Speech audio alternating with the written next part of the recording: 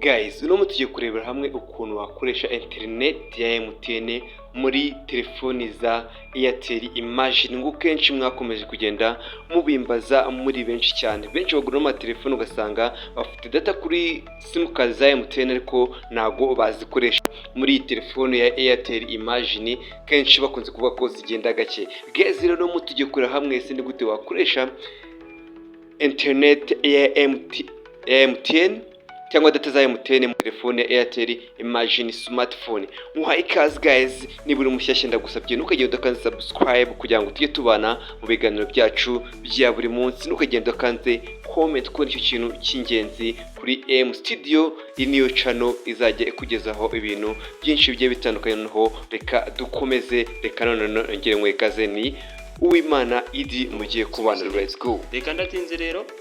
Icyambere niba ushaka kuzajya ukoresha iyi simukadi cyangwa se iyi telefone ukayikoreshaho data za MTN, icyo usabwa urabanza ukaza hano ukabanza ugafungura data, mobile data. Urabona ko ziri off, ukazifungura.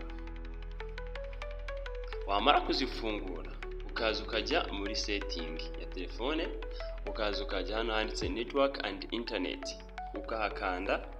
Warangiza ukaza hano hasi handitse sim, naho ukahakanda. Urabona ko harimo simukadi ebyiri, harimo Airtel hakabamo na MTN. Udatinze uhita ukomeza ukaza kuri Airtel. Airtel tugiye kubanza tuyikure kuki ku murongo, urabanza tuyire inactive. Urabona ko gutya just Airtel tumaze kuyikura ku murongo, no hejuru hari urabona ko yamaze kugira gute, yamaze kuvaho. Ubundi ugasubira inyuma gatoya ukaza hano hantu handitse internet, ukahakanda. Wamara kuhakanda, icyo usabwa nuko umakinga sure yuko simukadi yawe ya MTN iri muri 3G mode. Iyo itari muri 3G mode uhita uza hano hirya, urabona hano handitse MTN 3G, ukaza hano hirya hano hari muri setting yayo, ukahakanda. Ukaza ukamanuka hano hasi muri preferred network type, ukahakanda.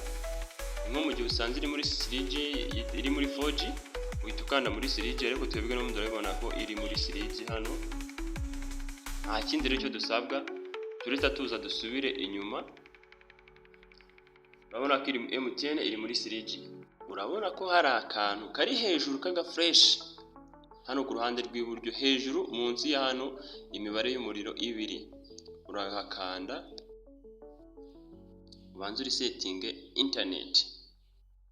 Numara kuri setting internet, ibintu byose biraba bibaye uburyohe. Uratangira ukoresha data zawe neza kandi nta mutima mubi za MTN. Urabona ko nahakanzeho bwa mbere ntagira aba connected, ngiye kongera amakande. Just urabona ko yesi ba connected. Yiza kuba irazi kuba itaraba connected, nari guhita nongera nkahakanda hari setting network. Uko hakanze uri kuri setting network, urabona yuko nongeye ndakanze ariko yari yabaye connected, nuko nongeye nkakanda kugira ngo bibone neza, sazavuga ngo byagenze gute. Okay, na settings network urahakanda. Umara kuhakanda ikaba connected, wabibonye hano yabaye connected. Ukuvuga ngo ubu ngubu aka kanya wemerewe gutangira kuba wakoresha internet yawe muri iyi telefone ukoresheje MTN data.